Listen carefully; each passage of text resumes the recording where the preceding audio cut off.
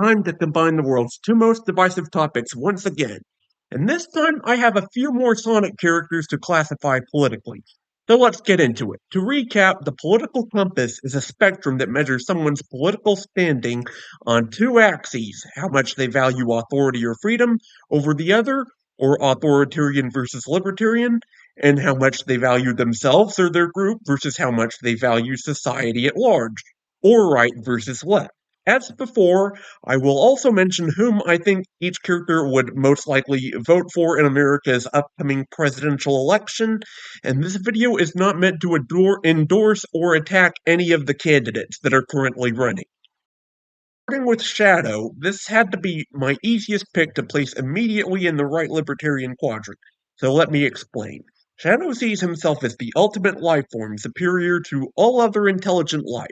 And even though it is his mission to protect the world at large, his reason for doing so is because of a promise to his late friend, Maria Robotnik, someone who is very close to him and whose relationship with Shadow has been a strong motivating force in many of his appearances, especially early on in the series.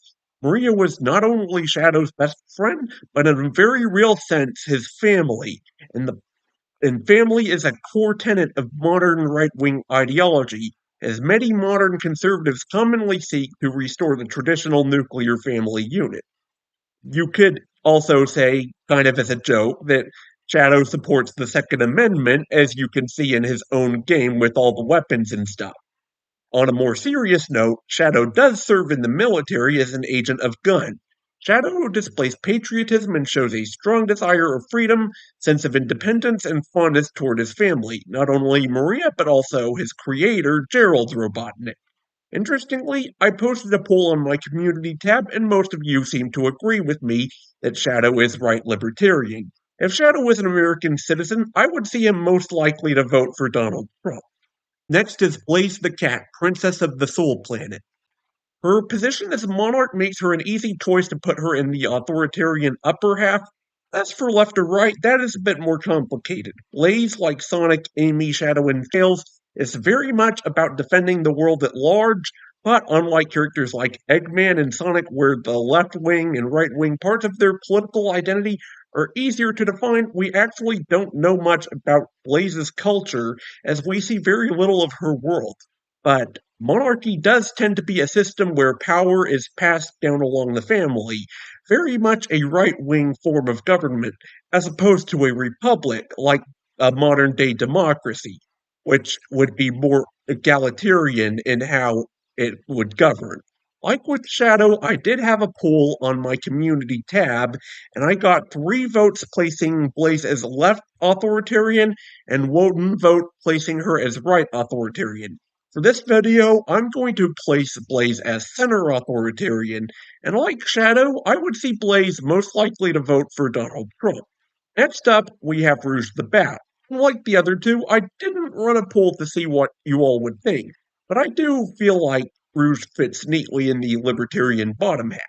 Like Shadow, she's a government agent, so I feel like giving her a small nudge toward the right in terms of patriotism, but her visual design also comes into play, and she's not exactly designed very tamely. In fact, I feel pretty confident that she was pretty much meant to be eye candy from her very first appearance, and not much more than that, other than a character to match Knuckles in Sonic Adventure 2. Now, if you've looked at a bit too much fan art, then you probably know that the whole fan service design was pretty successful. Point is, Rouge to me seems very sexually liberal, which you've probably gathered for yourself if you've seen how much she flirts with Knuckles and Sonic.